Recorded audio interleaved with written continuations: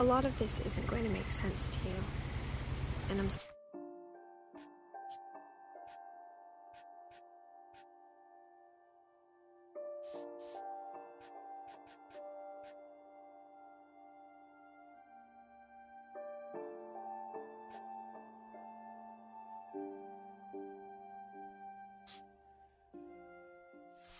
about that.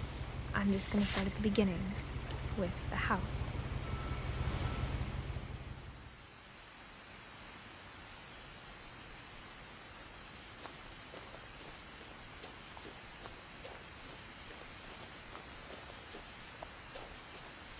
I lived here until I was 11, but I wasn't allowed inside half the rooms.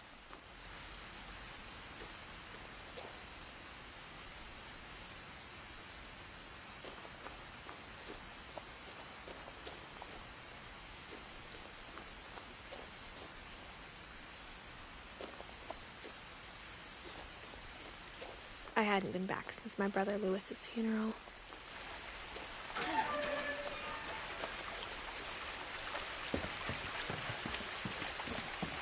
In her will, my mother left me a key, but didn't tell me what it unlocked.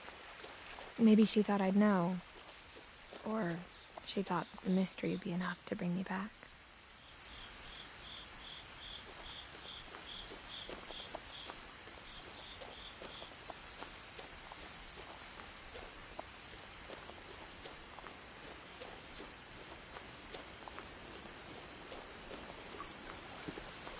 The truth is, even after I inherited the house, I never thought I'd come back to it. But now I had questions about my family that only the house knew the answers to.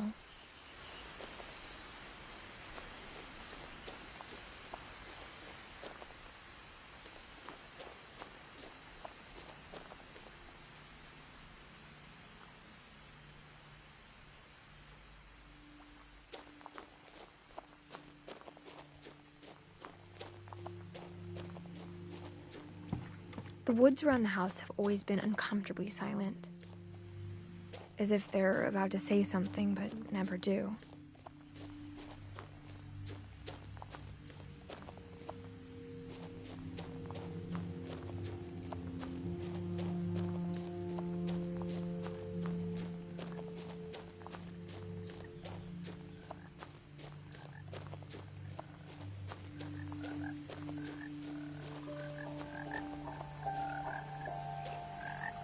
The house was exactly like I remembered it, the way I'd been dreaming about it.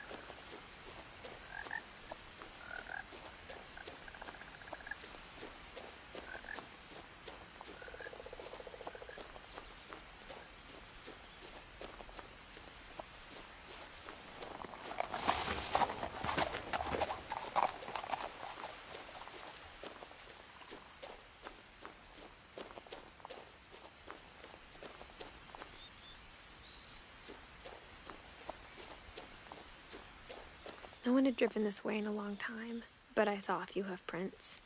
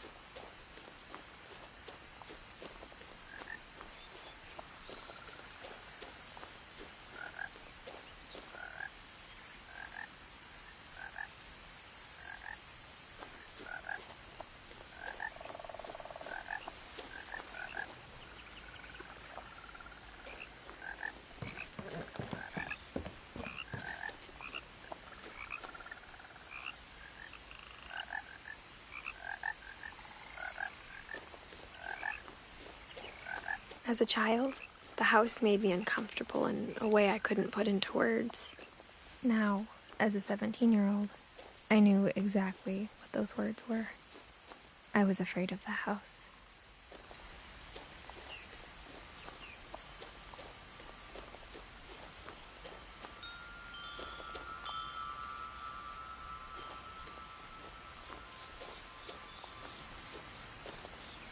The house felt like it had always been here. Even the swing set was older than my mother.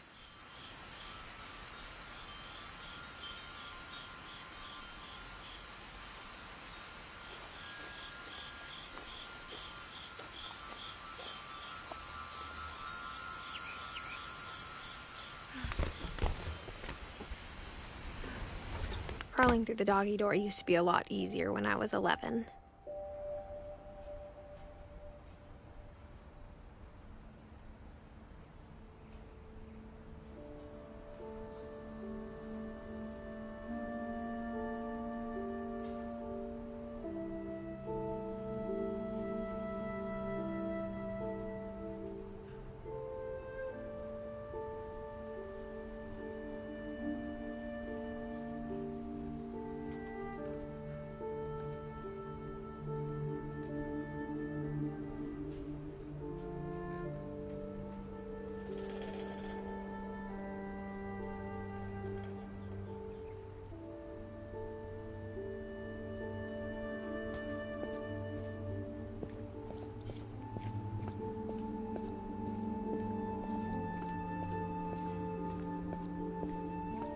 For the first time in years,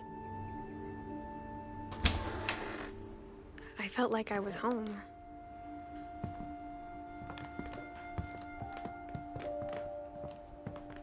Nothing in the house looked abnormal. There was just too much of it, like a smile with too many teeth.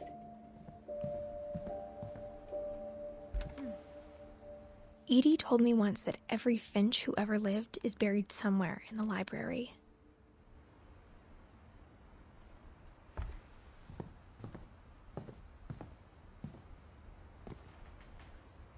After Milton disappeared, Mom sealed up all the bedrooms.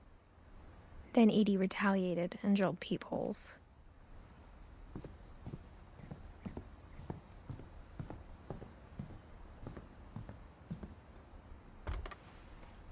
My Grandpa Sam spent 7 years sharing a room with his dead brother, Calvin.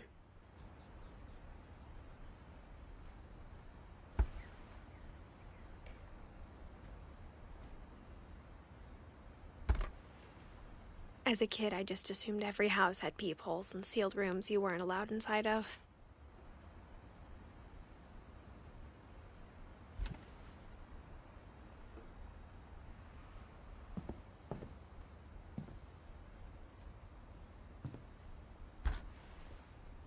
The last time I was in Edith Sr.'s room, I was 10 and she was painting my portrait.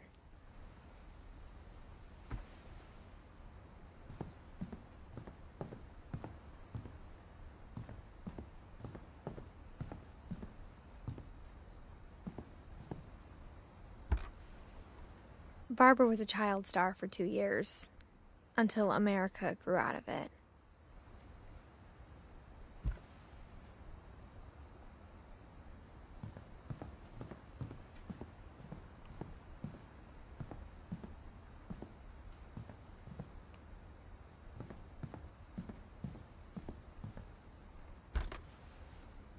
Molly always seemed like a girl I could imagine being friends with, if she hadn't died in 1947.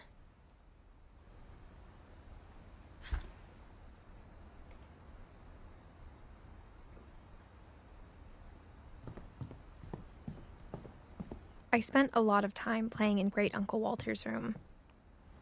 I think my mom sometimes regretted not sealing it up. Louis told me there were secret passages, but I never believed him.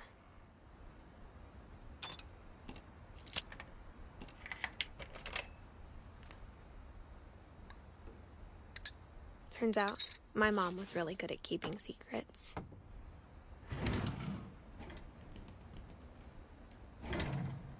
Now it was time to find out what my mom had been afraid of.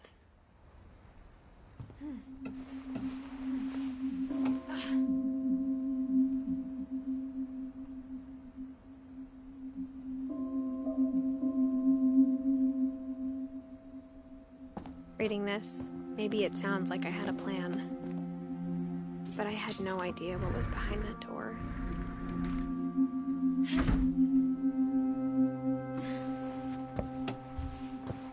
Just like I had no idea where all this was gonna lead.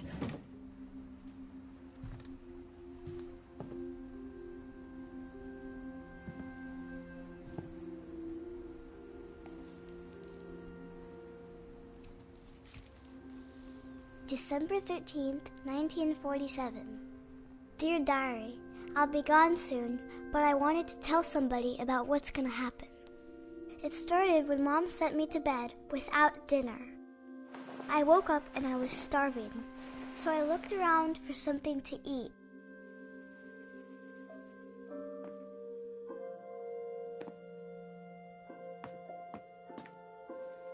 The gerbil food was dry, but I didn't mind it.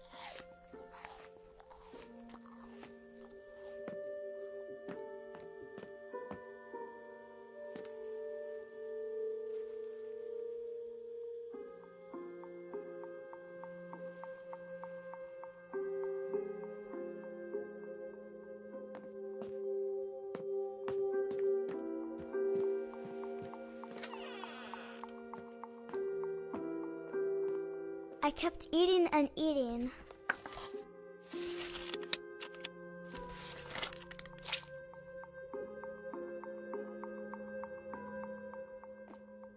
I ate a lot of things that night.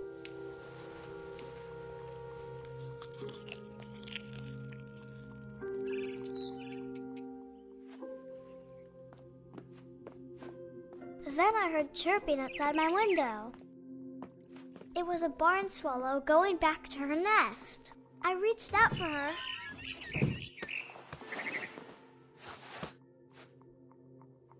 And suddenly, I was a cat.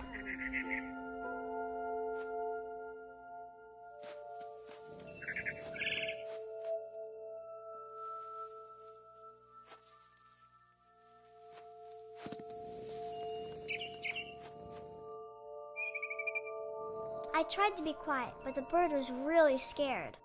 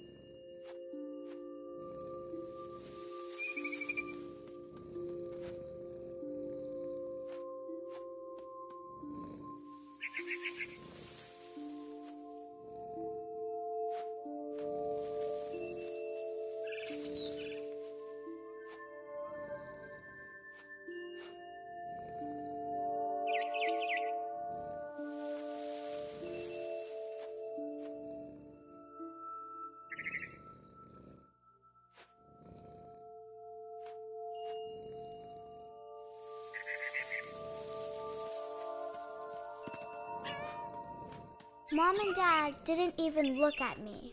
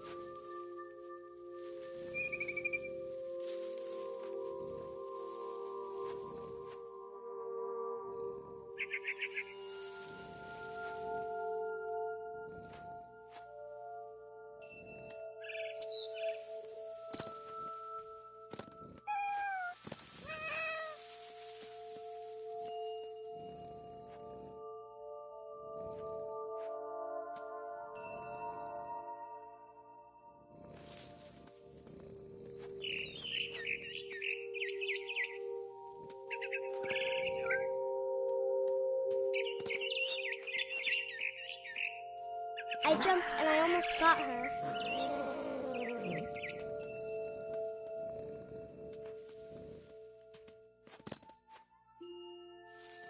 I could tell she was getting really tired.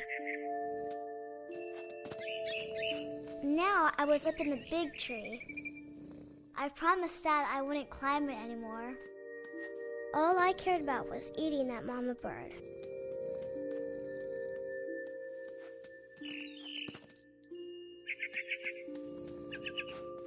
I gobbled her up. And suddenly, I was an owl. First, all I heard was the wind. Then I heard little teeth nibbling in the grass.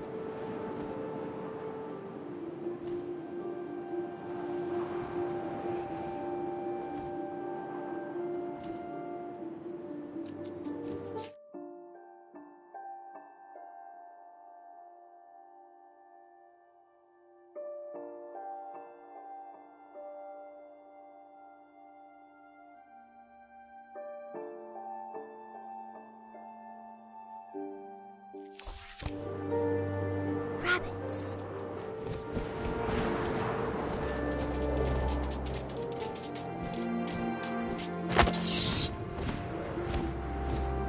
I imagined his face looking up and seeing mine through my talons. I swallowed him up, and I didn't chew one bit. Then I flew off to find something bigger.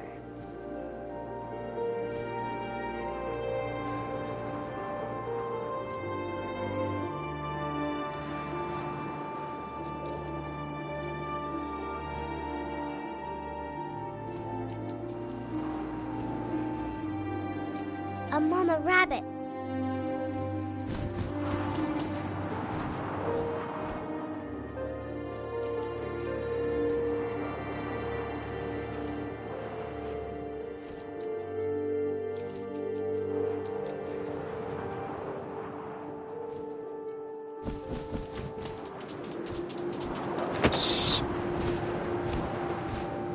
She was almost too big to carry. I started choking, but I couldn't stop eating. And suddenly, I was a shark.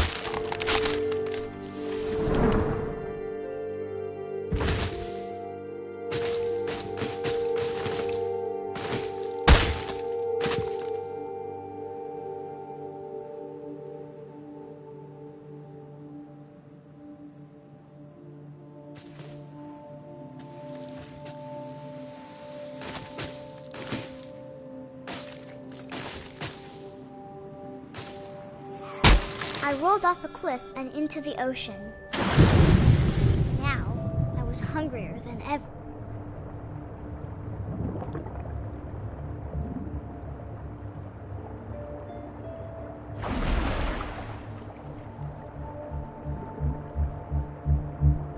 I wanted fat, juicy seals.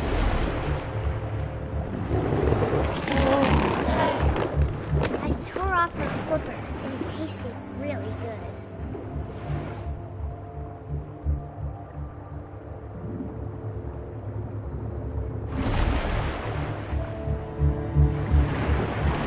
I grabbed on tight, but I was so hungry, I jumped out of the water. When I opened my eyes, everything had changed.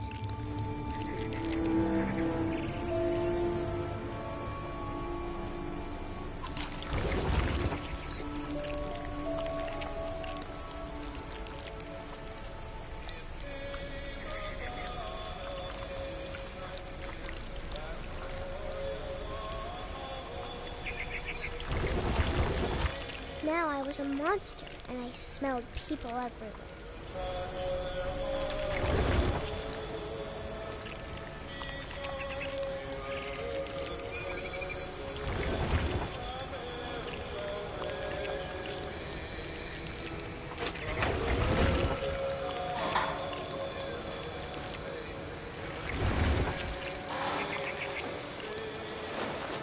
I was big, but I moved real quiet.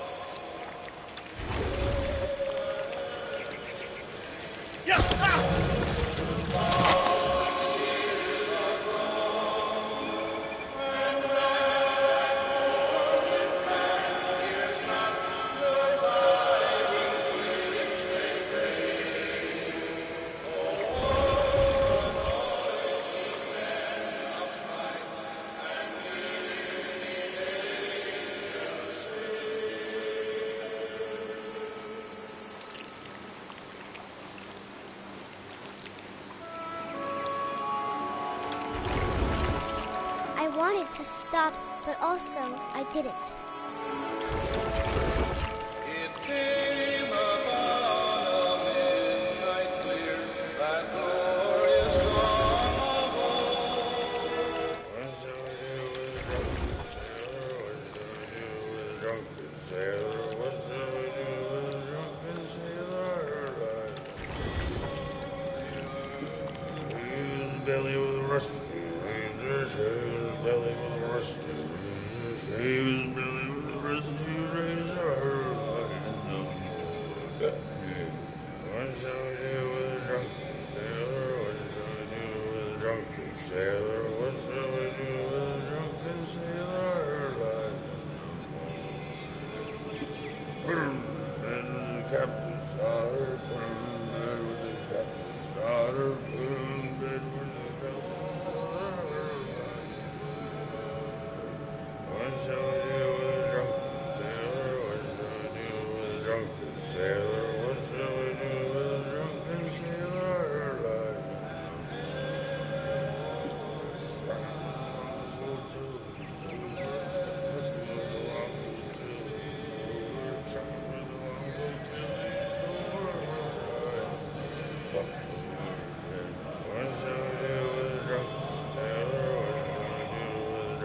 Sailor, what shall we do with a drunken sailor?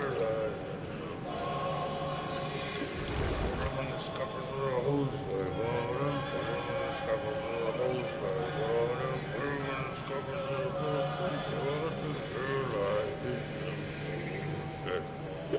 What shall we do with a drunken sailor? What shall we do with a drunken sailor? What shall we do with a drunken sailor? Heave-ho, she rises, heave-ho, she rises, heave-ho, she rises in the boat.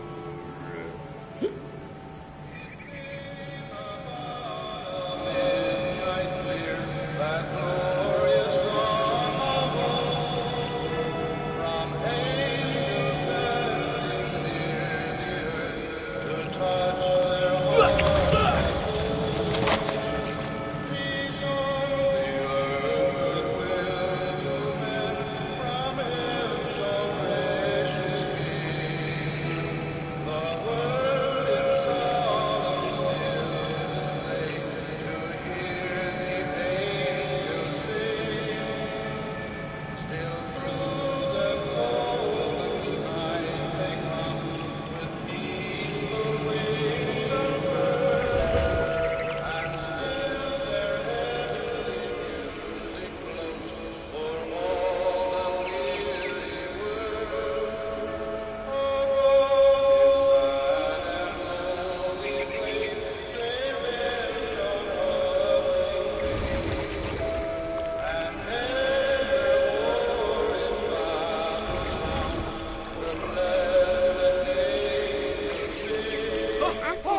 Passenger, I was still hungry, and to cross the water we smelled something new, something I had to have, so I swam towards it.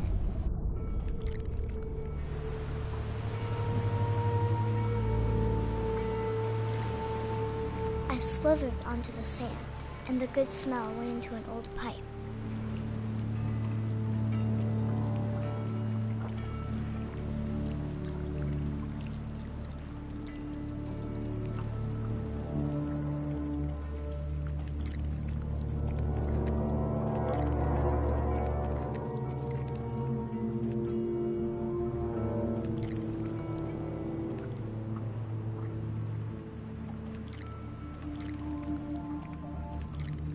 I got closer and closer.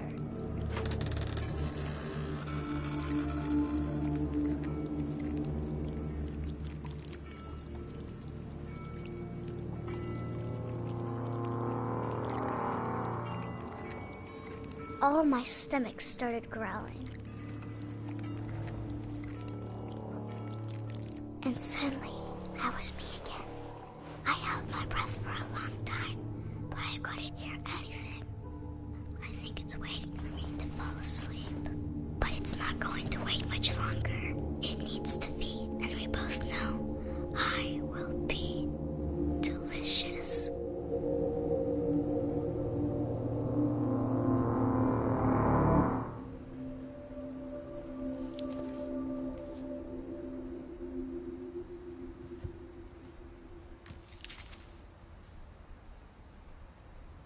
not sure if I believed all of that, but I'm sure Edie would have.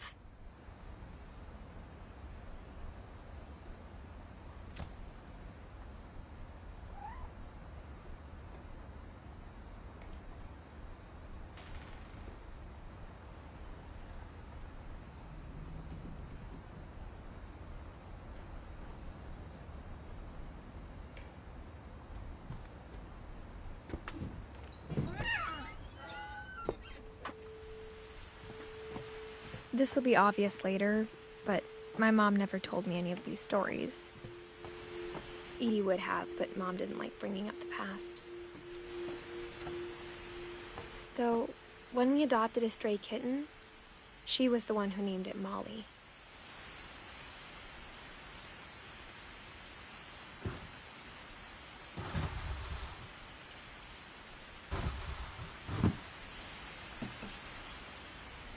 I spent a lot of time in Great-Grandma Edie's room.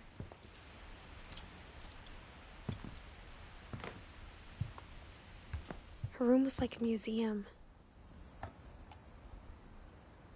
For 500 years, the Finches have been famous throughout Norway for their fortune and misfortune.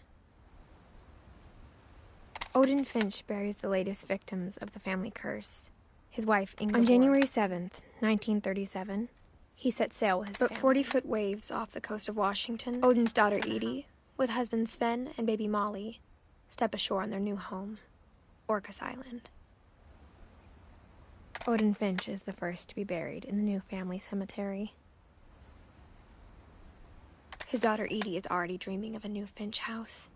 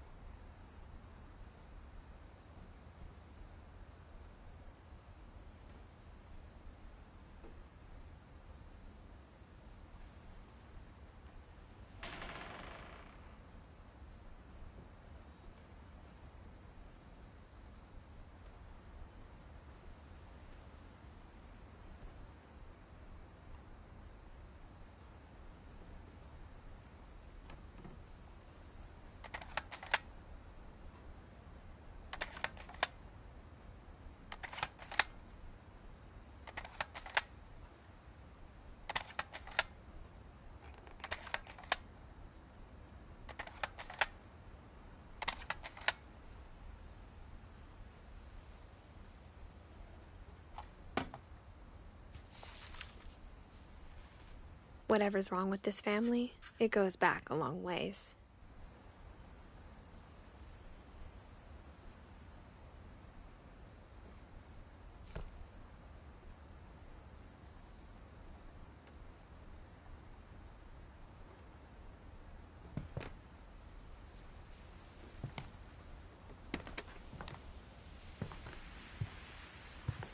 When Edie told people Sven was killed by a dragon, she could also have said he was building a dragon-shaped slide that collapsed.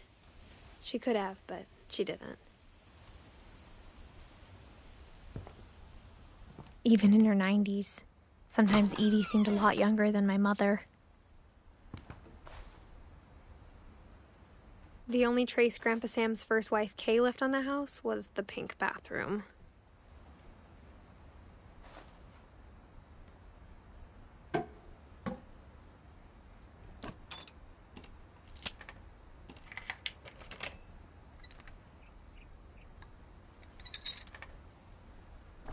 There's a secret in this bathroom. It's in the last place you would look.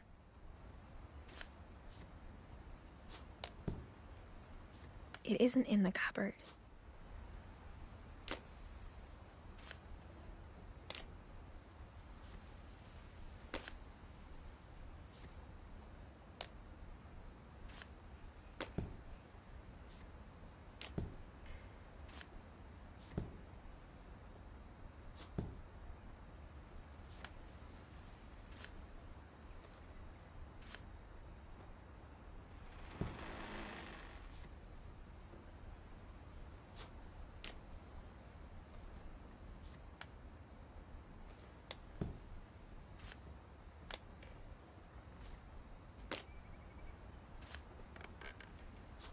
It's hidden in this book.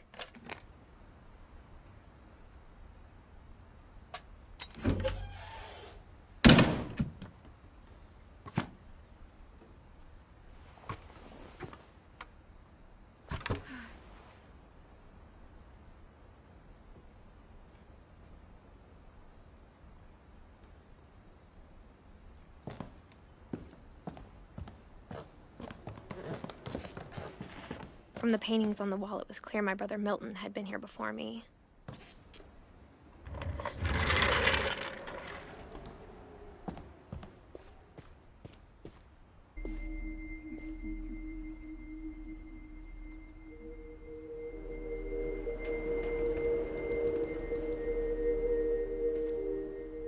I knew Grandpa Sam had a twin, and that he never talked about him. I guess my grandpa didn't like history any more than my mom did.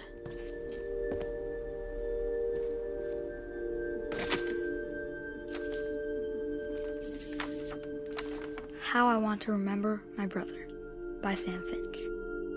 The thing I remember is that when he made up his mind, that was it.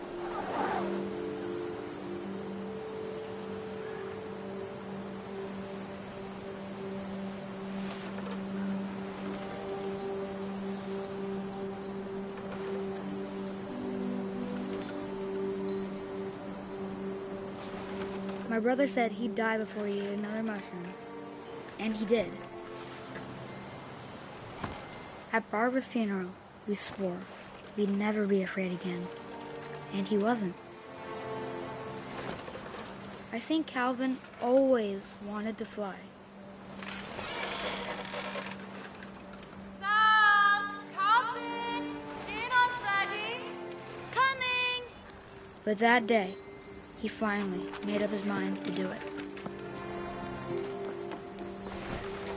I told him going around was impossible. Maybe if I hadn't said that. Calvin, I'm not gonna tell you again. Maybe if the wind hadn't picked up. Then maybe he'd still be here. But I doubt it.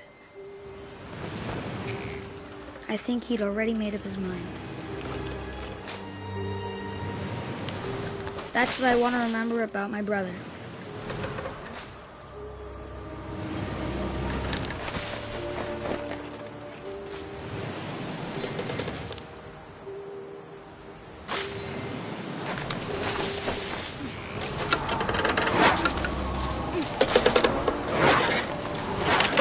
The day he made up his mind to fly.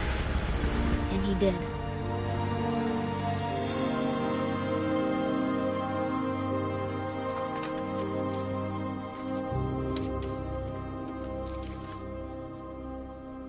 Calvin's story felt strangely familiar. When I was younger, I remember trying to do the exact same thing.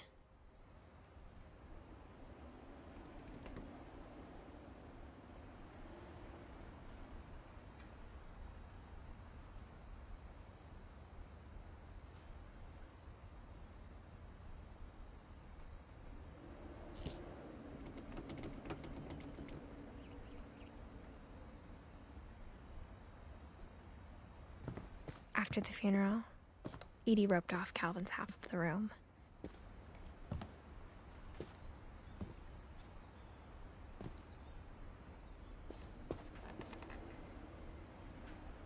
Mom said Grandpa Sam enlisted at 18 and never set foot in the room again.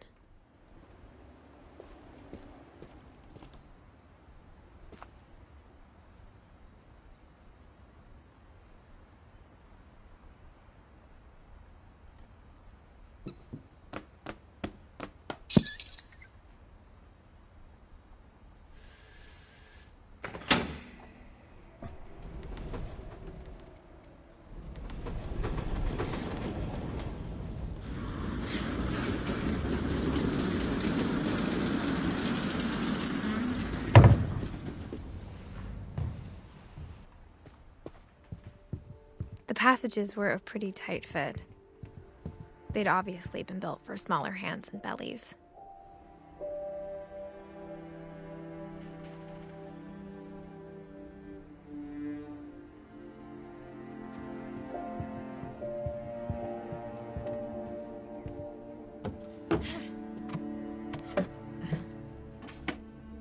Growing up, I always thought of Barbara as a child star.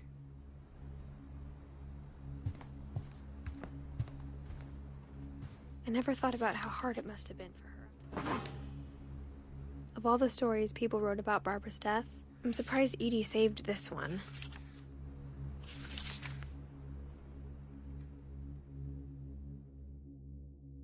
Old Jack here with another ghastly tale inspired by America's most unfortunate family. I'm calling it The Surprise Ending of Barbara Finch. As a child star, Barbara was famous for her scream.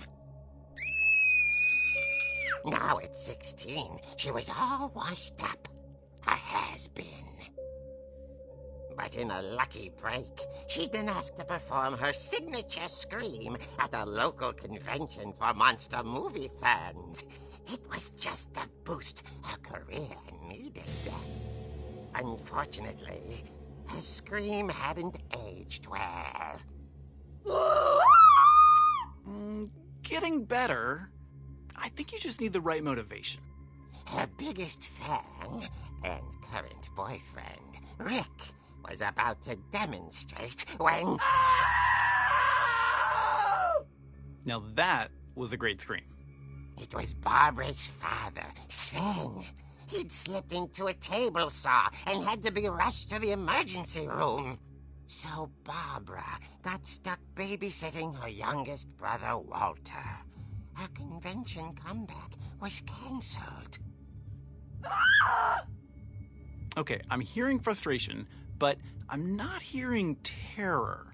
What if I tried... A gang of hoodlums in Halloween masks have been terrorizing Orcas Island tonight. Police are urging residents to... That came from the basement. You're right! Also, I loved your delivery on that. Why is your basement door locked? Because my dad likes making puzzles and secret passages. There's a key hidden in the music box. The secret is to keep winding and winding until finally the key pops out. Thanks, babe. I'll be back in a sec. 20 minutes later, Rick hadn't returned. So Barbara went to look for him, right on cue. She reached for the music box. And as she wound the key, she listened for Rick, but the house was silent.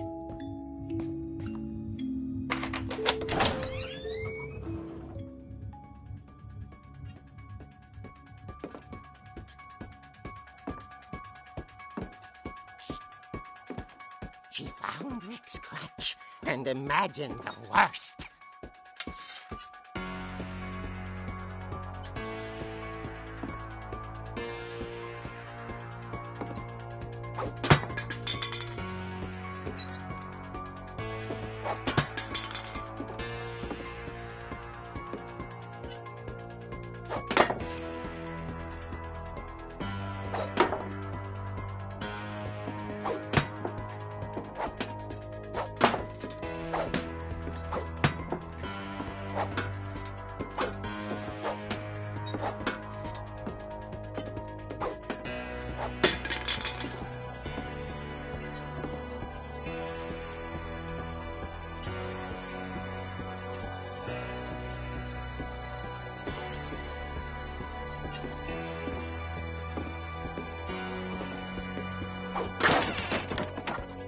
The gang's leader is the infamous Hookman Killer, Dr. Carl Hamill, who impaled and then ate his family 10 years ago tonight.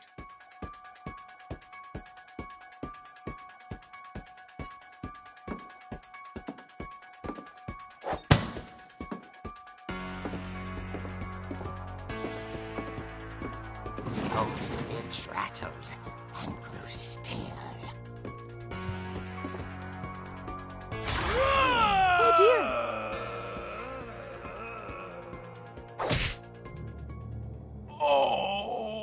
Rick? Barb, relax. I was just trying to scare you to help you find your scream. Well, I'm not scared, Rick. I'm furious. Then act furious. All I'm getting from you now is that you're hurt and confused and She threw him out, but she kept a little something to remember him by. Barb, have you seen my other crutch? And she was still holding it when she fell asleep watching the late picture show. Hours later... Barbara! Walter, what's going on up there? Ah! Okay, I'm coming up, but if this is a trick, you're dead, Walter.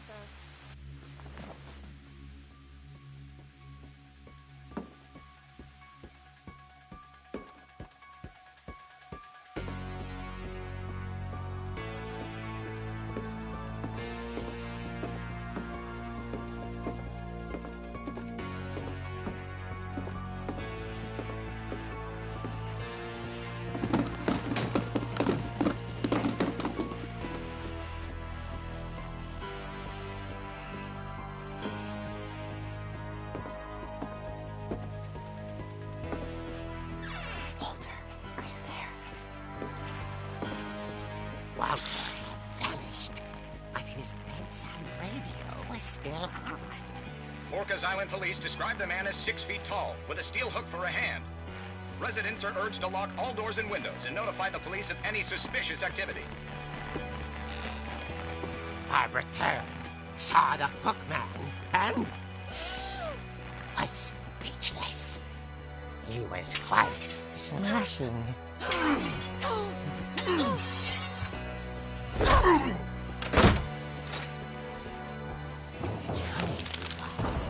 He couldn't get enough of Barbara. Okay, Barbara, there's gotta be another way out of here.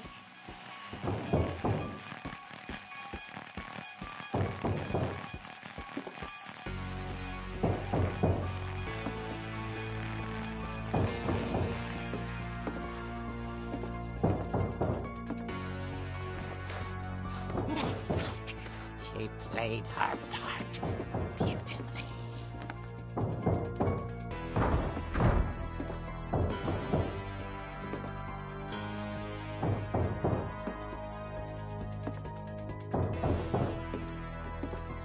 Molly's door hadn't been opened in years.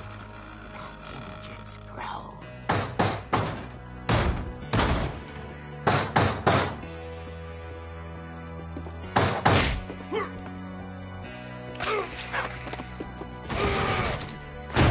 He wasn't moving, but she sensed the story might not be over yet.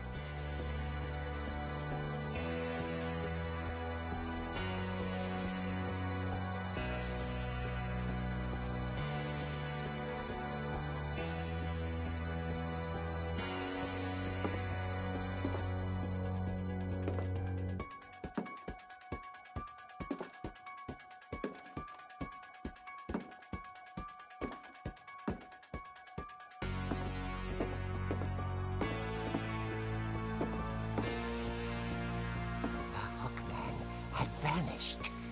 She listened for his breathing, but all she heard was...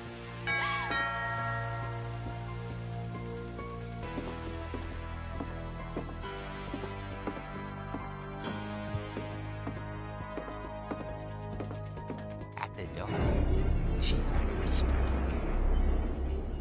It was coming from inside the house.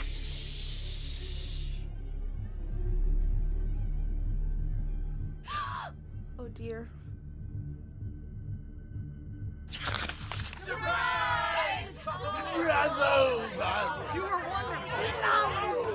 monsters had come to surprise her. For Barbara, it was a dream come true. Then she saw what kind of monsters they were, and she realized what was about to happen. She was going to be famous.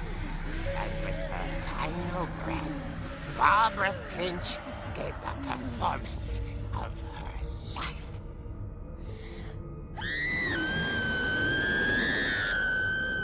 I wasn't there myself, but I hear Barbara was magnificent. she had a taste for stardom. But unfortunately, so did her fans. Of course, the police blamed it all on poor Rick, who disappeared the same night. And little Walter, hiding under his bed the whole time. He took it all pretty hard, but that's another story. As for Barbara, tucked inside the music box is all they ever found of her. Her ear. Now that's what I call a real eerie tale.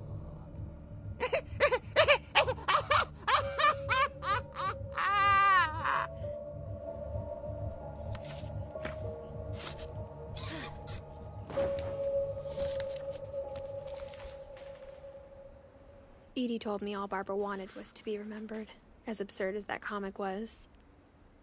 Maybe what Edie saw was a happy ending.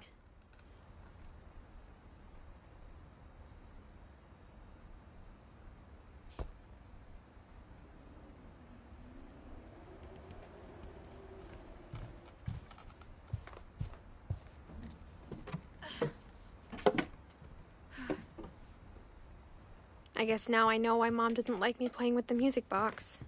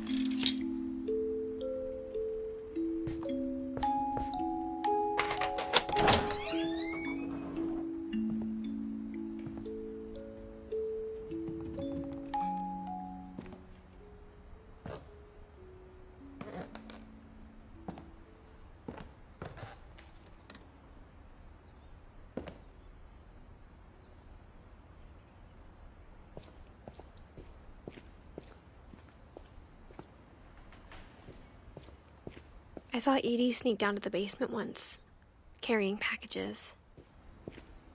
I thought maybe she was hiding presents.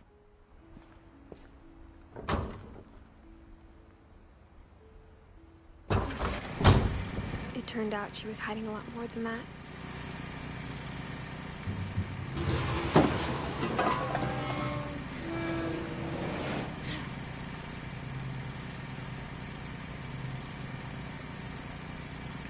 I remember asking Mom once about where Walter had gone.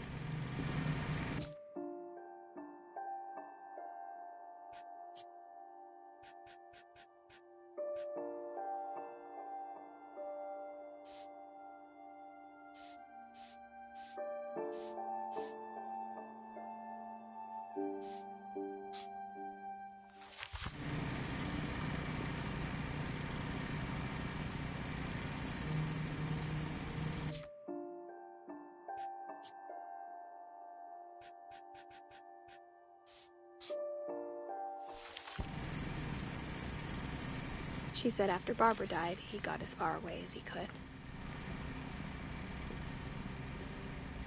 If there's a pattern in all these stories,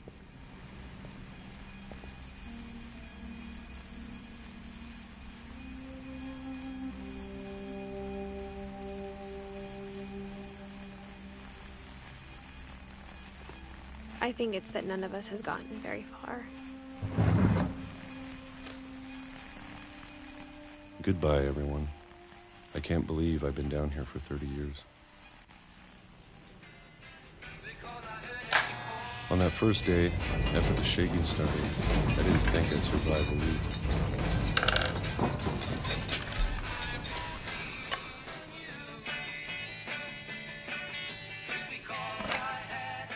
But after a few days, I settled into a routine. That's what kept me sane. Having a schedule, living for today. I always expected to be dead tomorrow. But if you wait long enough, you get used to anything.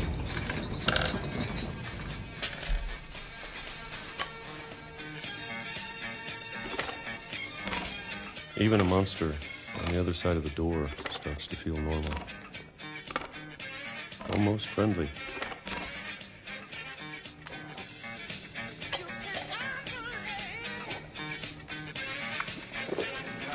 And then one day, everything just stopped. Whatever that thing was, it was gone. Maybe it got tired of waiting. Or maybe I just got tired of being afraid.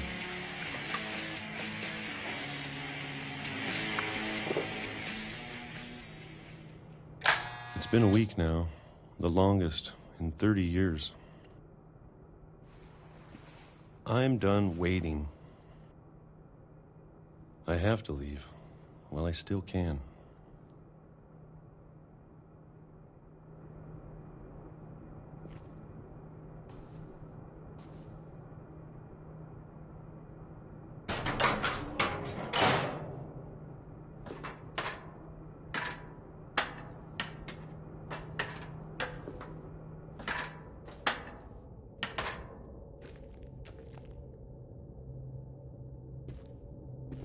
I know it's out there, somewhere.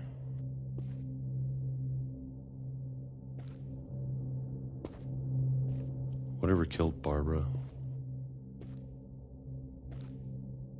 and Molly.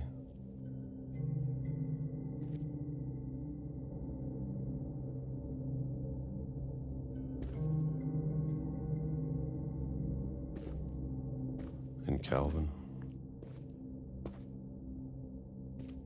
Maybe this is all a mistake. But I need to stop living the same day, even if it kills me.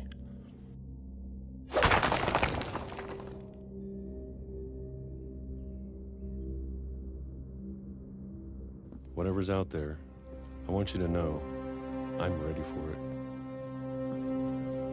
I'm going to appreciate all of it, especially the food. I don't mind if I only have a year left, or a month, or a single week. I'd be happy with one new day. I can already imagine the sun on my face.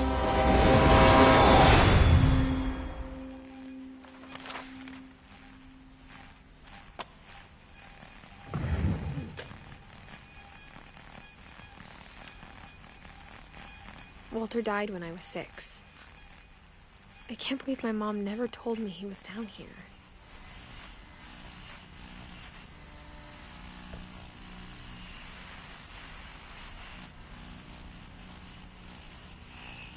I'm sure my mom was trying to protect me.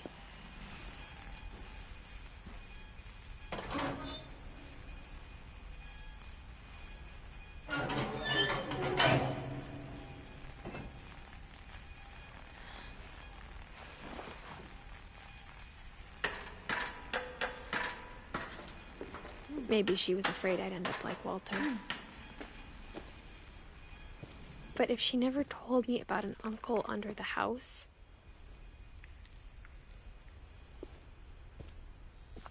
I can only imagine what else she was hiding.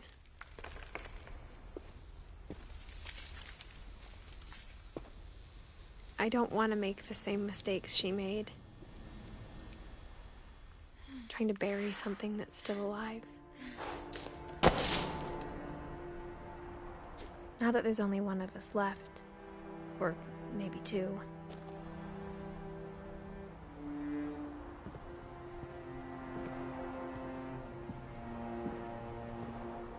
I thought it was time I heard the stories for myself. And found out what happened to everyone else. But now I'm worried the stories themselves might be the problem. Maybe we believed so much in a family curse, we made it real.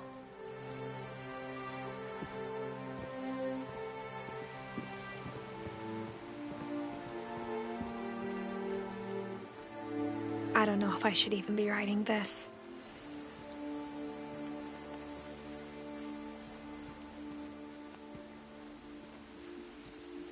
Maybe it'd be better if all this just died with me.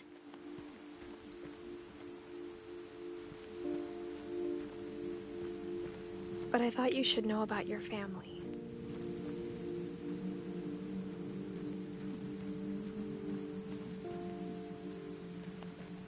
And the history you're a part of. Though to be honest, I feel as lost as you probably do right now.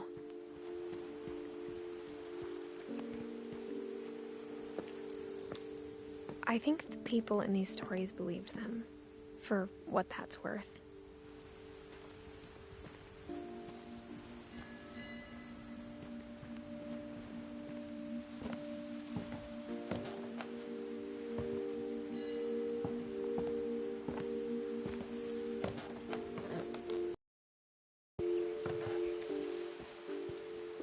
And when you look at the house, that history of imagination and stubbornness and madness, any of it seems possible.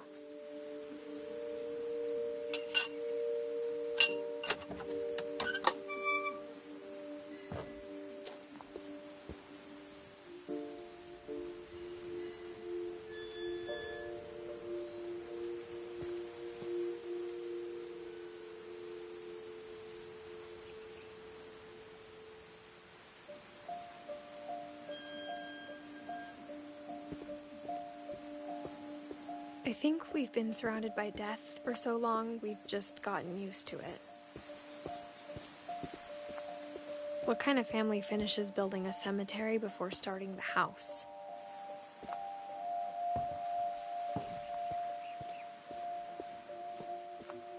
It's embarrassing for me to admit this, but the pet cemetery made me more uncomfortable than the human one. 3 of the gerbils are mine, and 2 had been my fault.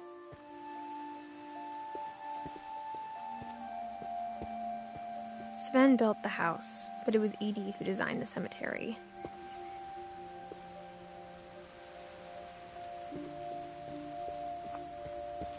I'm sure Odin's monument had been Edie's idea. My mom was always trying to move on, but for Edie, the past never went away. She could see it poking out of the water at low tide.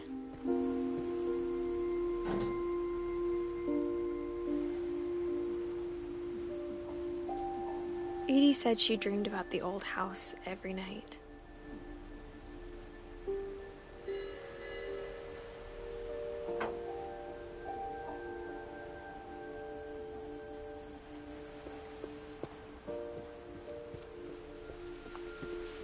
Edie's side was always easier for me to understand.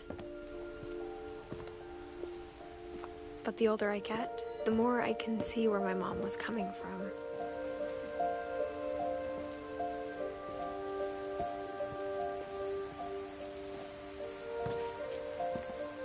She lost 2 of her brothers, just like I did.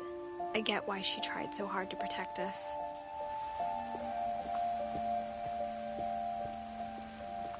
There's so many things I wish I could ask my mom now. Part of me thinks this is what she wanted all along. For me to come back someday and find everything out for myself.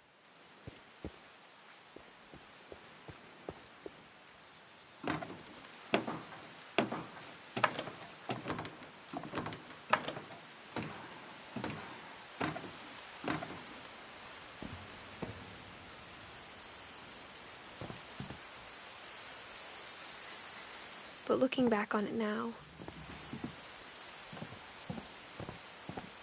if she told me there was going to be so much climbing, I never would have come when I was 22 weeks pregnant.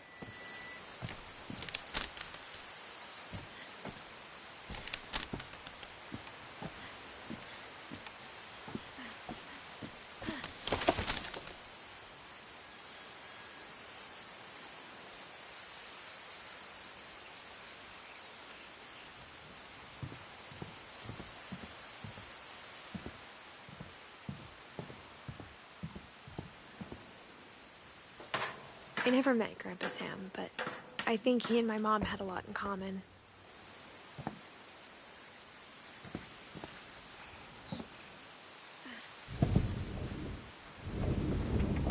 They were both pretty intense.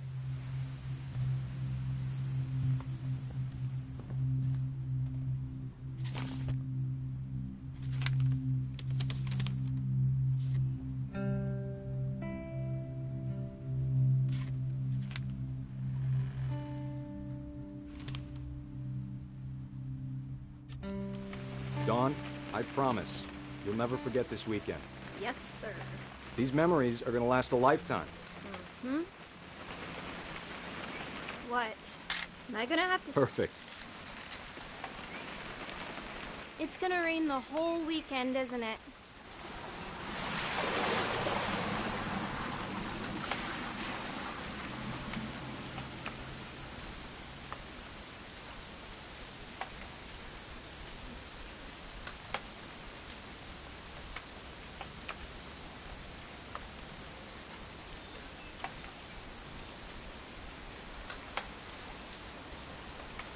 Please just take the damn picture. Hey, language.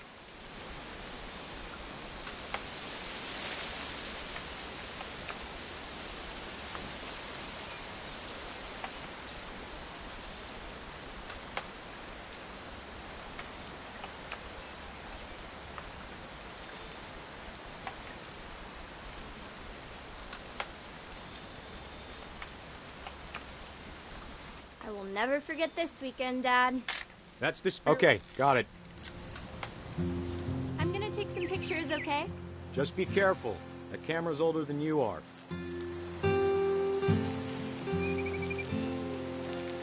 Definitely should not have drunk all that coffee. Hey! That's a keeper. I'm just saying, I'm not always gonna be here, Don. You'll need to remember this stuff, if you want to survive. I'll be fine, Dad. You know who else thought he was gonna be fine? Some guy who died. Don, I'm being serious. Dad! Good eyes, Don. Before you take the shot, let me get a picture of him.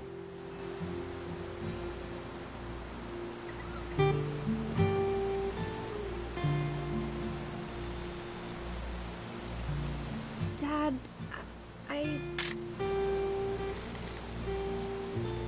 Let me get behind you. Do I have to do this? Don, you don't have to do anything. But if you want to survive, you'll need to be strong.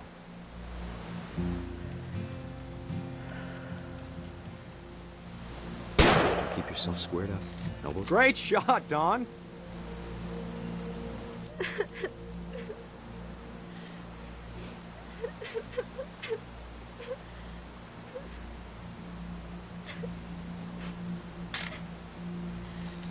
I'm proud of you, Don. Always remember that, okay?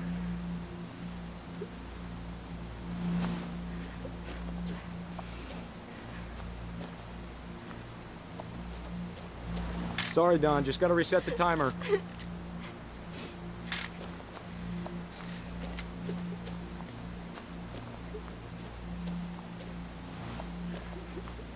Dad, it's twitching.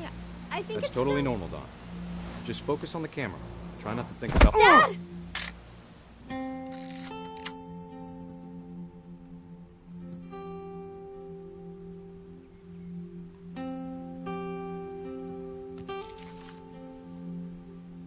of all these stories, that's the one I wish most that my mom had told me.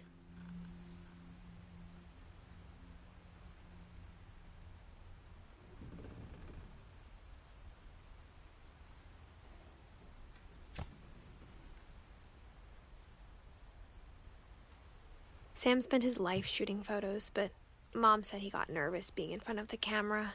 I guess we're all afraid of something.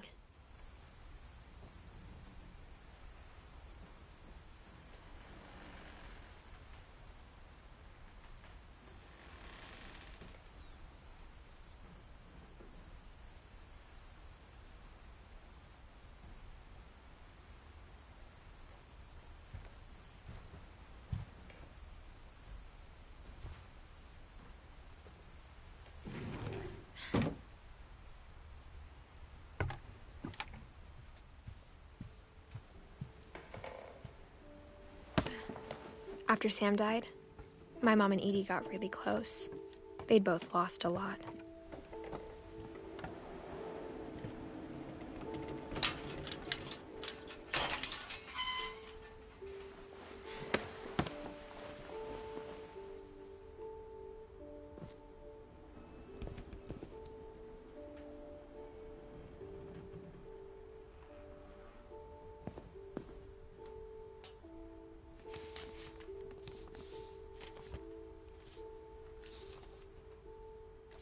Dear Kay, do you remember the way Gregory used to laugh when he thought he was alone?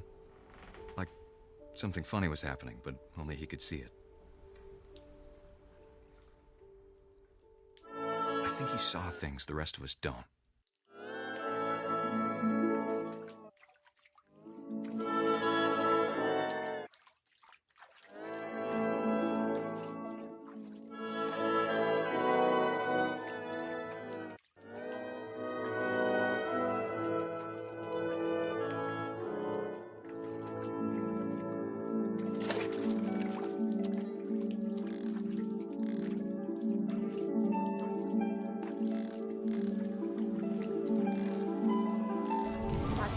Gregory, it's time to... Hold on, sweetie. Hello? Sam, I told you I don't want to talk right now. I wonder what he saw. What his world was like.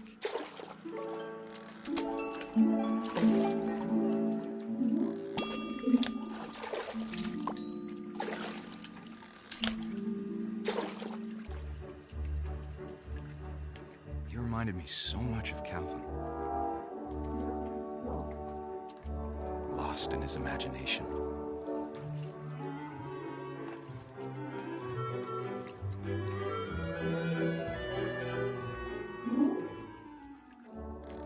Whatever it was he saw.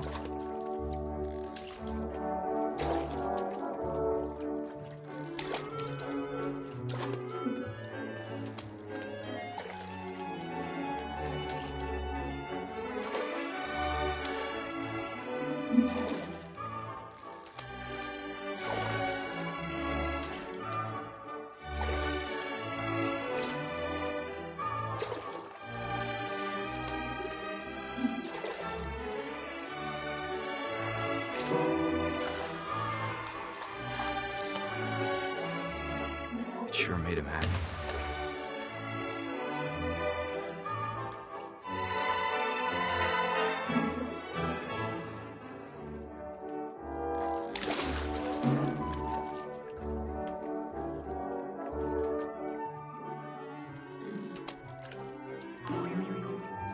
I know how silly it sounds.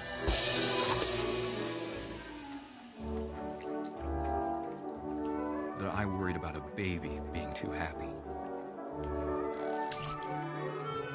But I could feel him slipping away. Sorry about that, Gregory. I know you did everything you could. Maybe if I hadn't called that night. Damn it.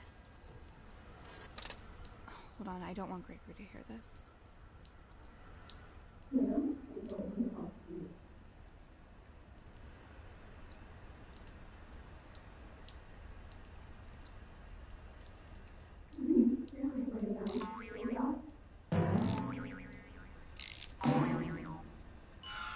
I wish she could have told us. about the world he saw.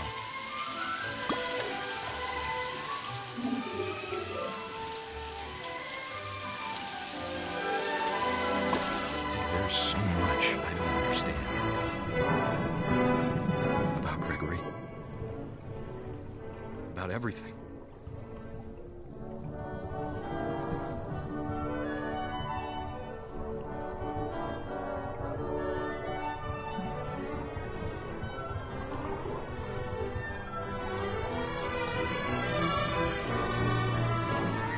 But I know what happened wasn't your fault.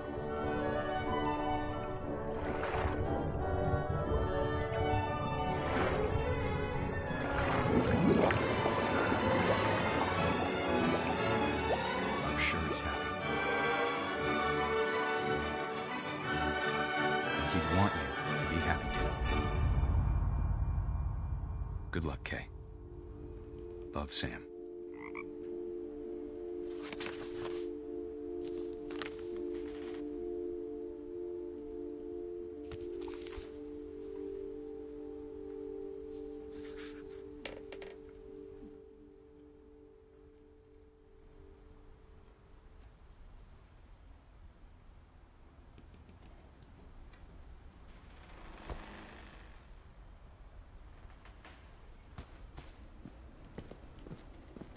I can't imagine my mom ever writing poetry, and yet... A poem for Gus, who always said the wedding was a bad idea. Our father never hit us kids, at least not very hard, before the day my brother said with teenage disregard that he'd be dead before he'd see a wedding in our yard.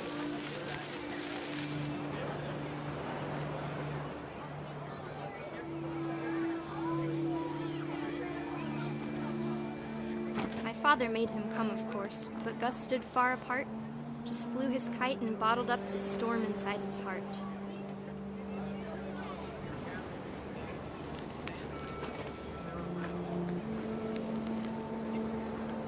I tried to talk him out of it, but though he'd never met her, we don't need a stepmom, were the words that I now pronounce you husband and wife.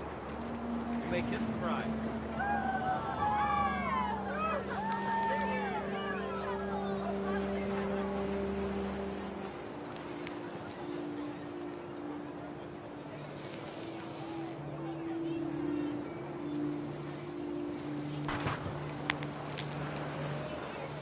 When the time for photos came, Dad ordered him to come here.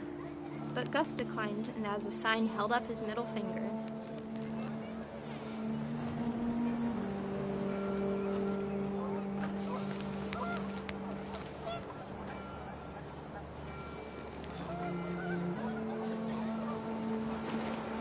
The wind picked up, and panicked geese appeared and quickly went. But all the humans did that day was go inside the tent.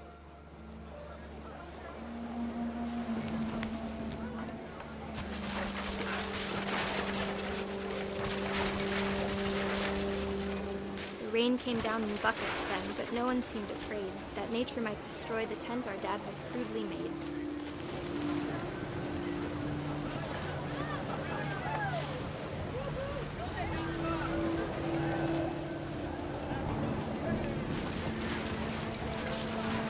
The thunder sounded much too close and full of angry power. But all my father said to this was, "Make the music louder."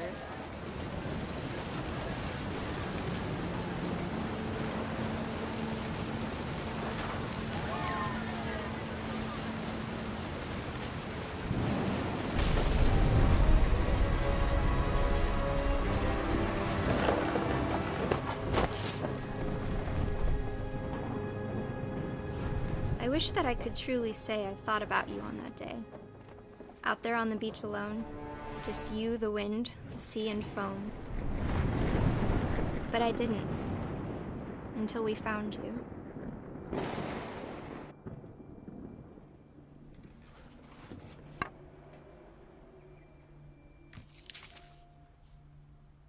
She never talked about him, but Mom told me once if I was a boy, they were going to name me Gus.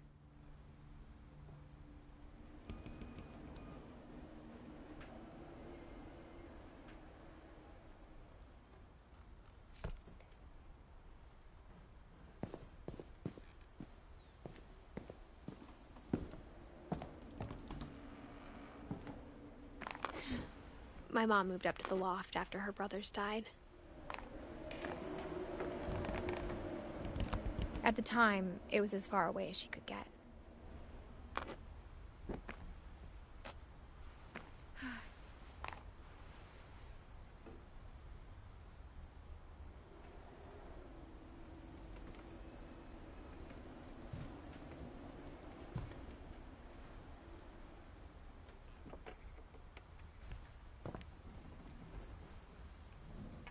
My mom moved to India a week after graduation and got a job teaching English. Louis was born a year later. When my dad died, I don't think Mom knew where else to go. I'm sure Edie was happy to have her back. The house had to get a little bigger, but Edie was used to that. And for a while, things were good. Almost normal, but it didn't last. The beginning of the end was Milton's 10th birthday, when Edie gave him a castle. After Milton disappeared, the only thing he left behind was a room full of paintings.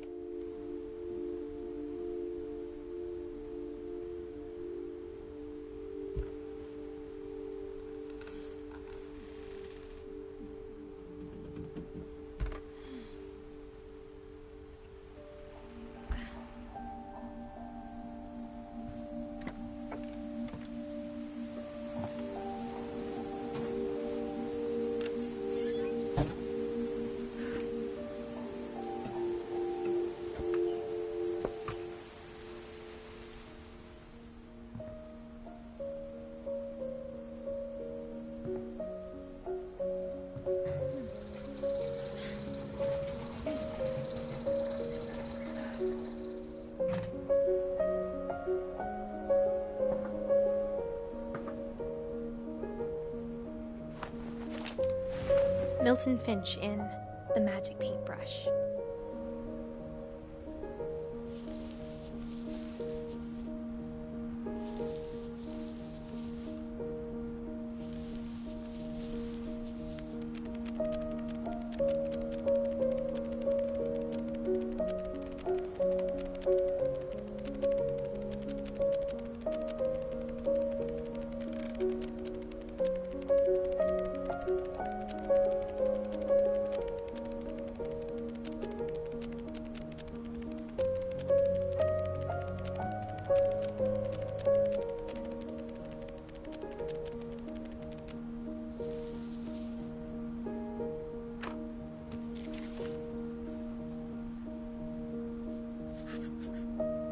I was 4 when Milton disappeared.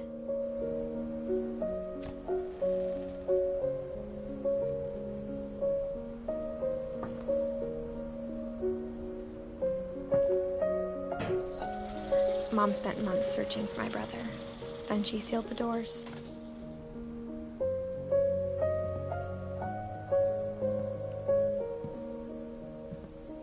Whatever Milton had found in the house, Mom didn't want it getting out.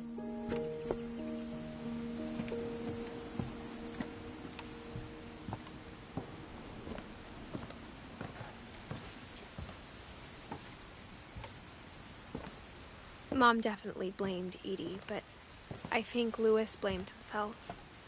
After he graduated, he just spent more and more time in his room, until Mom got him a job at the cannery. Everyone always told me to stay out of Louis's room, except Louis.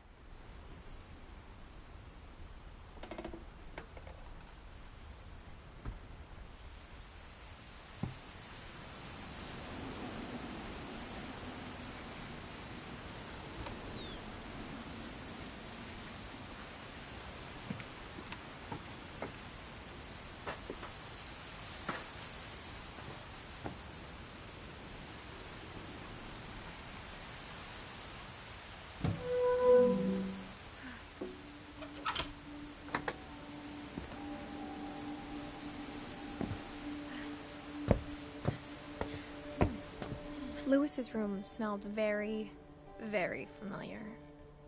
That part of him lived on.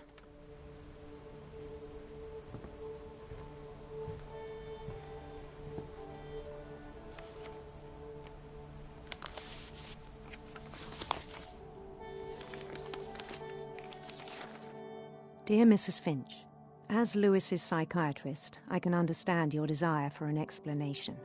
As I see it, the trouble began in January, shortly after we convinced your son to seek treatment for substance abuse. Newly sober, I believe Lewis first noticed the monotony of his daily life.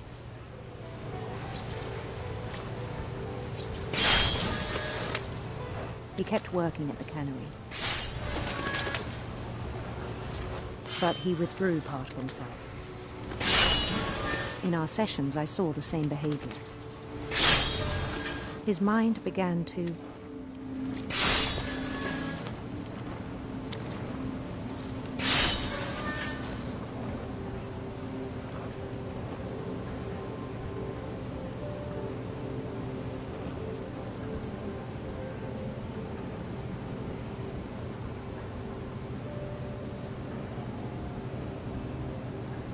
wander. I asked him to describe it.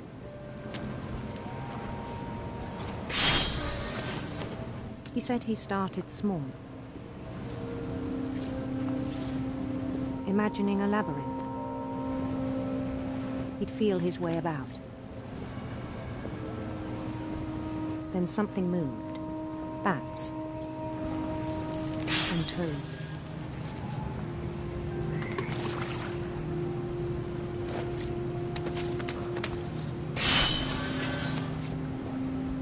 And things that have not names.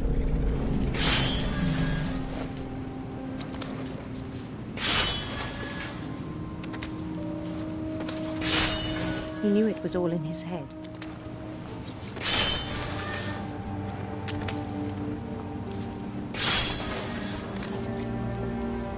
But he took it very seriously.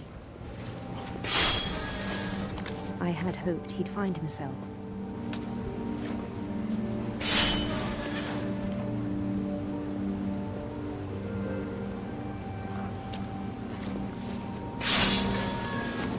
But he found something more.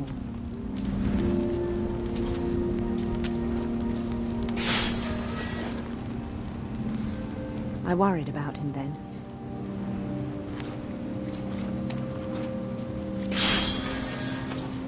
Daydreaming at the cannery.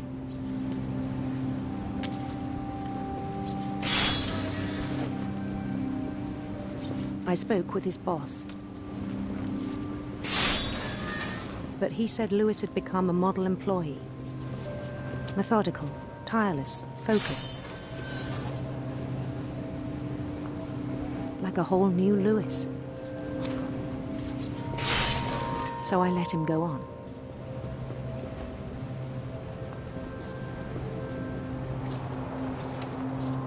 I even encouraged him.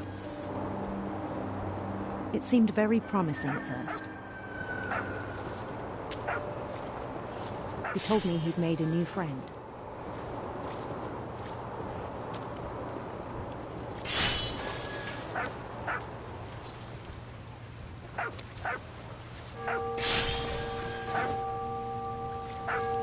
On the edge of a city he named Lewis-topia.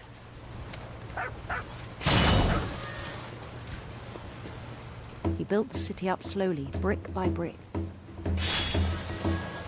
Then he made musicians.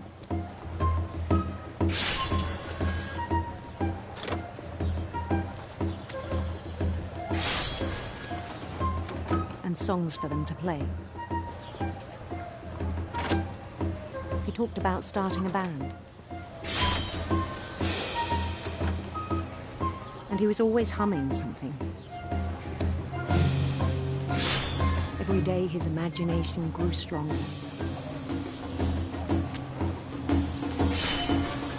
He no longer spoke at the cannery. But his chopping was as reliable as ever. Then one day it struck him that all the cheering crowds, even the stones under his feet,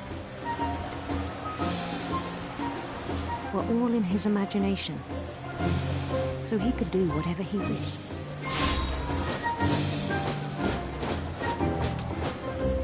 He held an election for mayor. And he won. They begged him to stay, but his mind was already wandering. It became a game for him.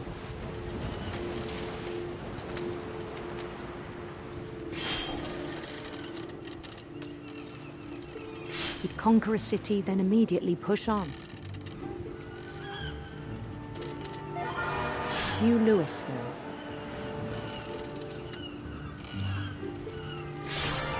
St. Louis. He started drifting away from our reality.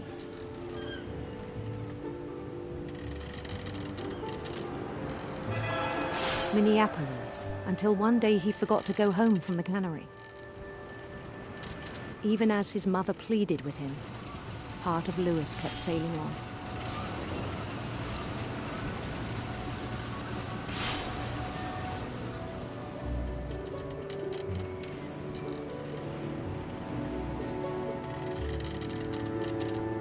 In Louisburg, he heard rumors of a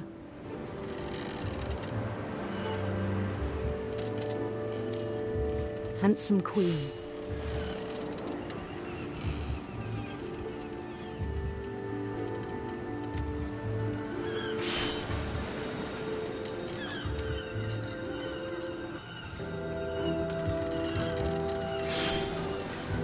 The queen was on her own quest for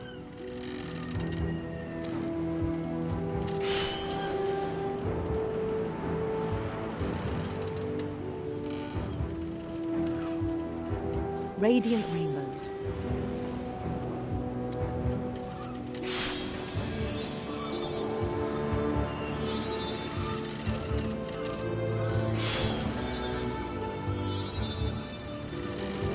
He followed the sound of her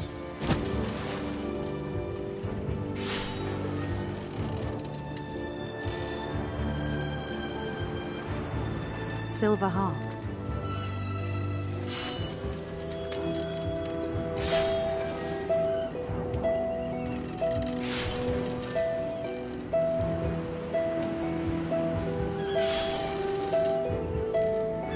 His chase led him to a golden palace east of the sun and west of the moon. Even then, his logic remained sound.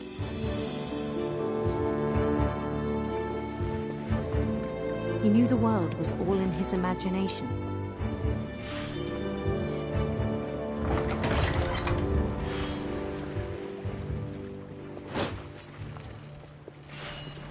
But he was so proud of having created it.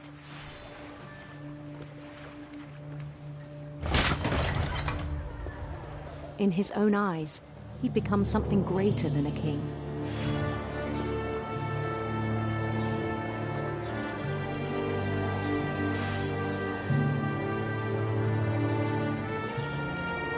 For someone who'd never known success in the real world, I think it was overwhelming.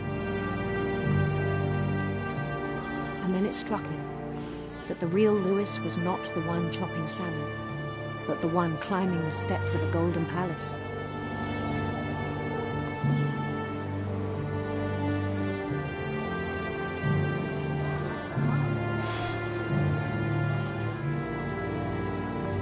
My imagination is as real as my body, he told me.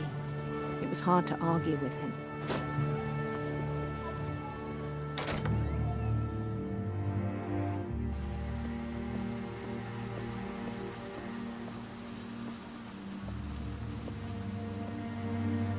He began to forget the world we know.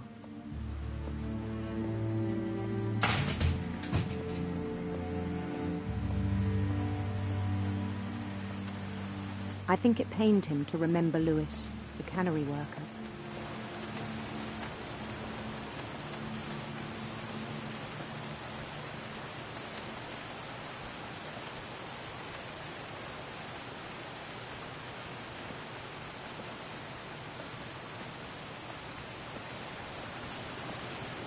He began to despise the man with a royal contempt.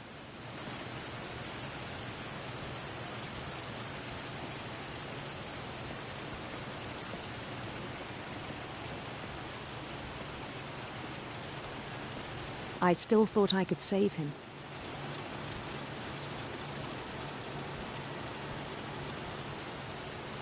even after he said he was being crowned king over all the lands of wonder.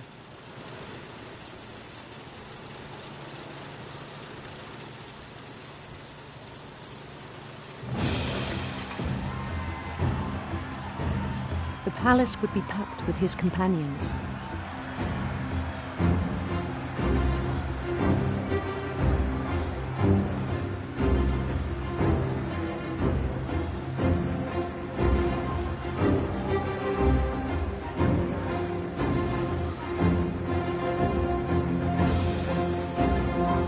Including the wise Calico who'd insisted on advising me.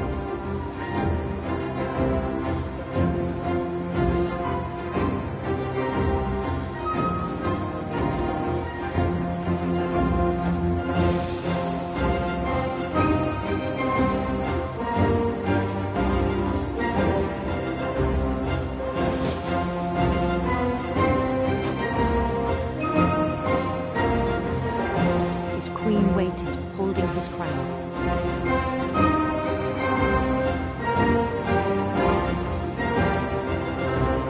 There was only one thing left to do.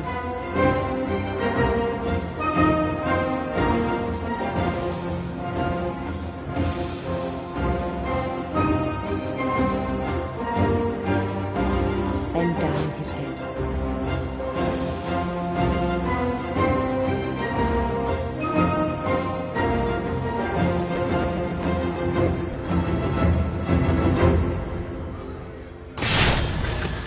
I think you know. Mrs. Finch, your son was a kind man who will be missed by all of us who knew him.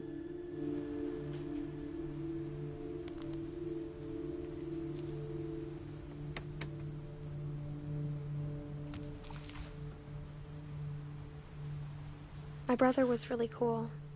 I wish you could have met him.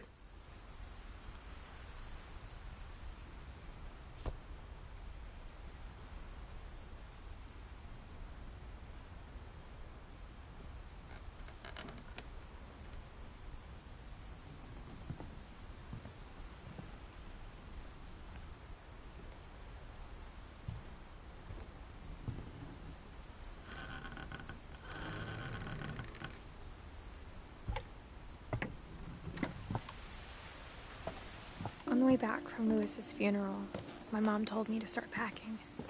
She waited until the day before we left to tell Edie.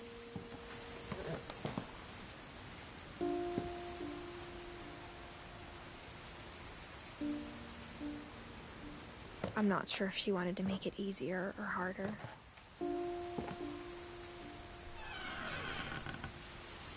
I wish we'd stayed.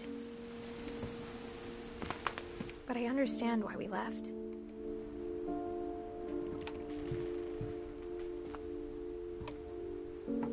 What happened that night had been coming for a long time. Maybe it should have come sooner.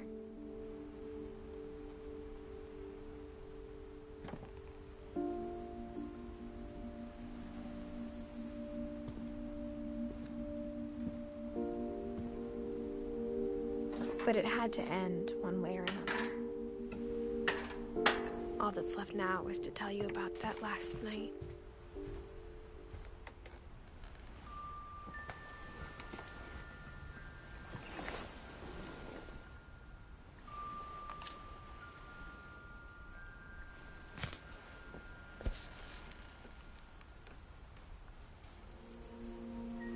That whole last day, Edie just watched us pack and didn't say a word. Until supper, when she raised her glass and said, "To our final night together, and all our final nights apart." Grandma, you know what I said about alcohol. Some of your medications are very Edith, specific. I left a present for you in the hallway. Why don't you go open it? The grown-ups have to argue now. I'm sorry, you're right. We're all leaving tomorrow. Let's just enjoy our last... I'm not leaving. Edith, you're excused.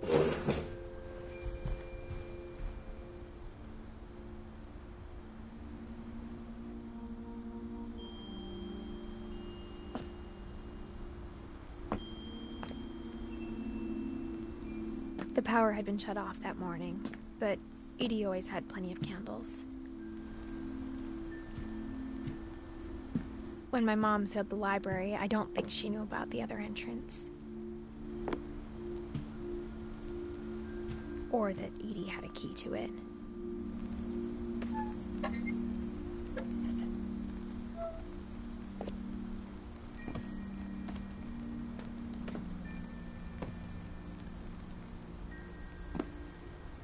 The thing you're afraid of isn't going to end when you leave the house. Edith has a right to know these stories. My children are dead because of your stories. I think it's best if Edith and I leave tonight.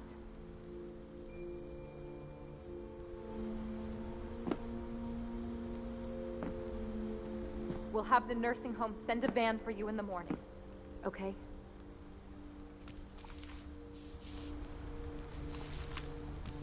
Dear Edith, there's so many stories I wish I could tell you, but there's only time for one.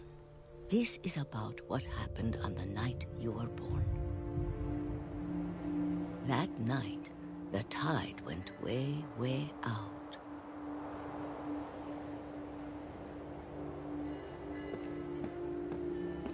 It was the first and last time I ever saw the old house aground. There'd been an earthquake out in the middle of the ocean. They called it the lowest tide in 1,000 years. God, it smelled awful. You know, I've seen that house every day of my life.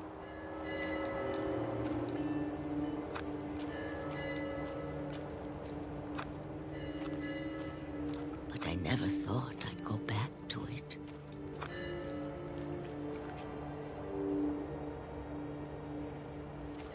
When the fog rolled in, I lost my way.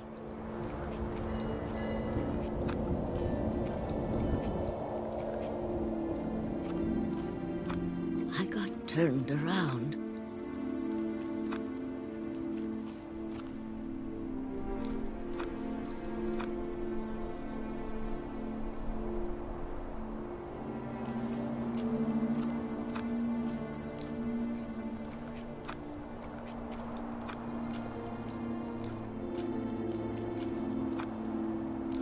For a while, I wandered.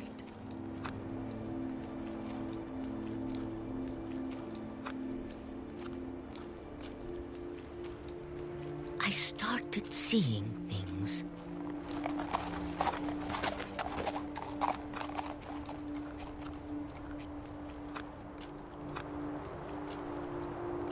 Things I'd forgotten had ever existed.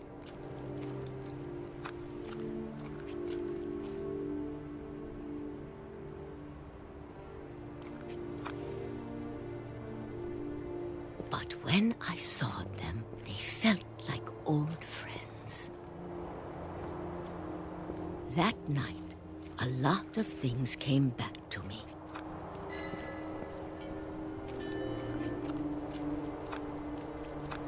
Or maybe I came back to them.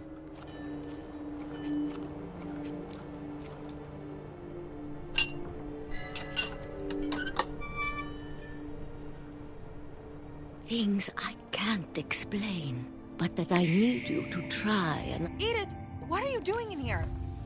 It's mine. Edith! Mom, you're gonna rip it! Let go! I kicked and screamed, but Mom dragged me to the car.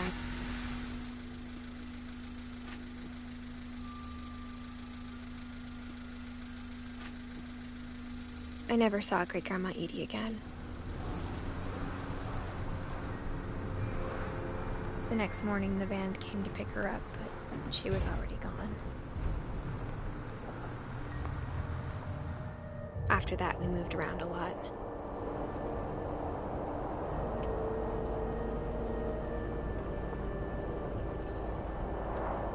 We both tried to make the best of it.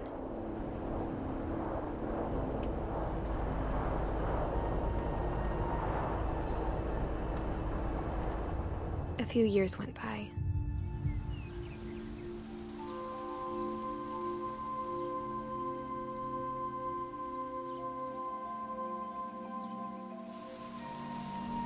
My mom didn't like to talk about it.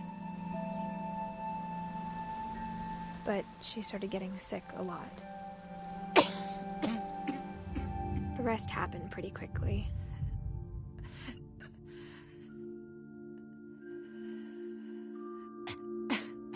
She got better for a while,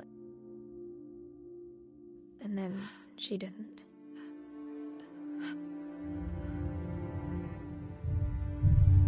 And then I was alone.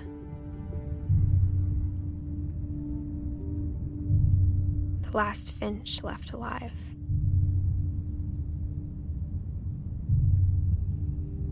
Until I found out about you. I'm still not sure what to tell you about all this. If we lived forever, maybe we'd have time to understand things. But as it is, I think the best we can do is try to open our eyes. And appreciate how strange and brief all of this is.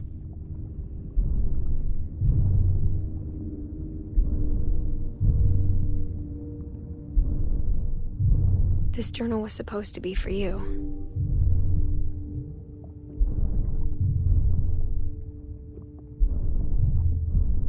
But now I hope you'll never see it. I just want to meet you and tell you all these stories myself.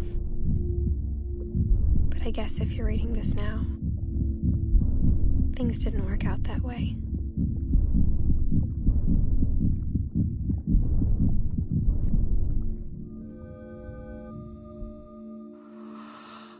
This is where your story begins. I'm sorry I won't be there to see it. It's a lot to ask, but I don't want you to be sad that I'm gone. I want you to be amazed that any of us ever had a chance to be here at all. Good luck.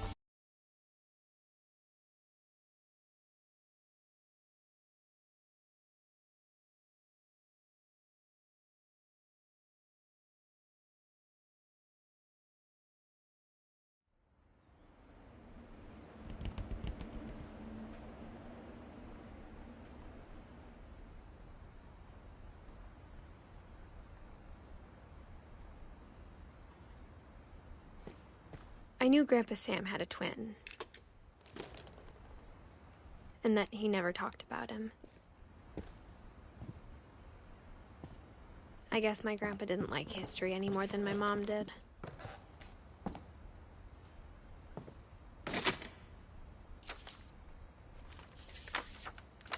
How I Want to Remember My Brother by Sam Finch.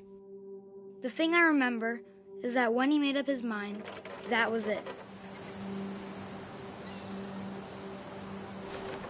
My brother said he'd die before he ate another mushroom, and he did. At Barbara's funeral, we swore we'd never be afraid again, and he wasn't. I think Calvin always wanted to fly. Sam! Calvin! Dinner's ready! Coming! But that day, he finally made up his mind to do it. I told him going around was impossible. Maybe if I hadn't said that. Calvin! I'm not gonna tell you again! Maybe if the wind hadn't picked up. Then maybe he'd still be here. But I doubt it. I think he'd already made up his mind. That's what I want to remember about my brother.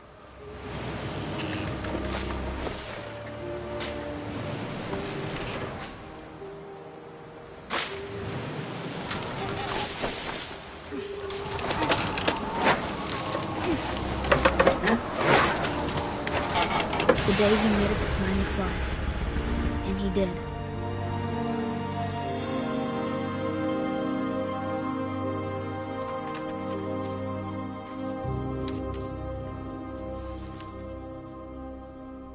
Calvin's story felt strangely familiar. When I was younger, I remember trying to do the exact same thing.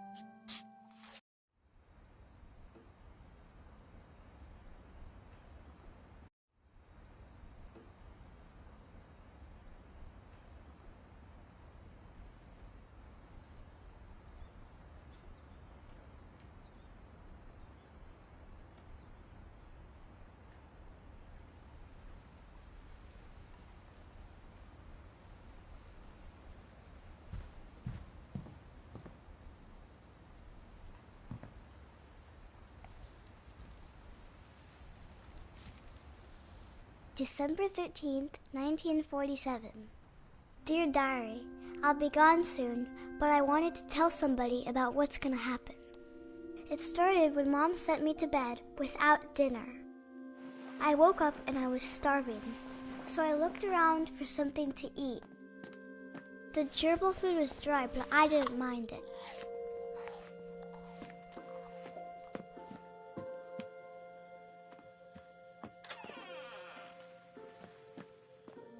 I kept eating and eating.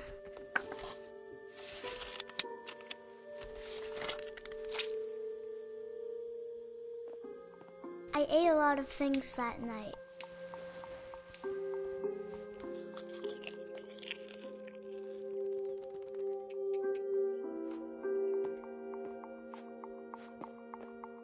Then I heard chirping outside my window. It was a barn swallow going back to her nest. I reached out for her.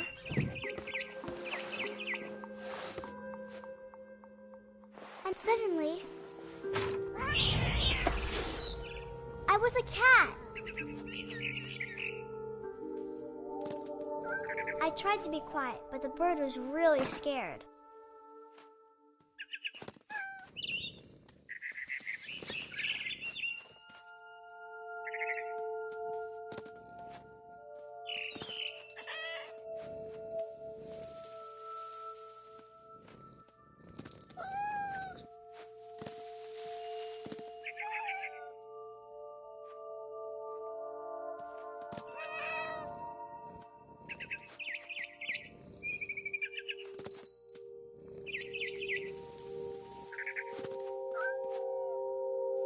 I jumped and I almost got her.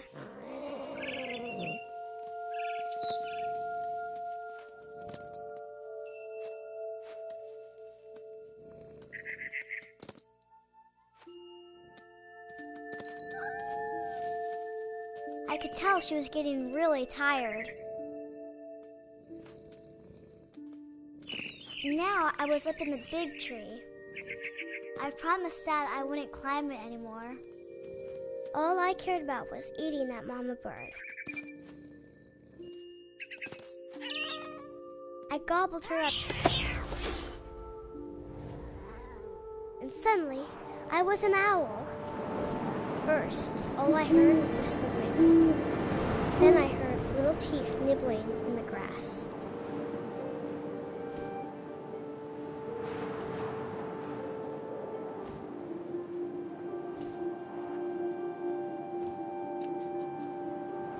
Rabbits.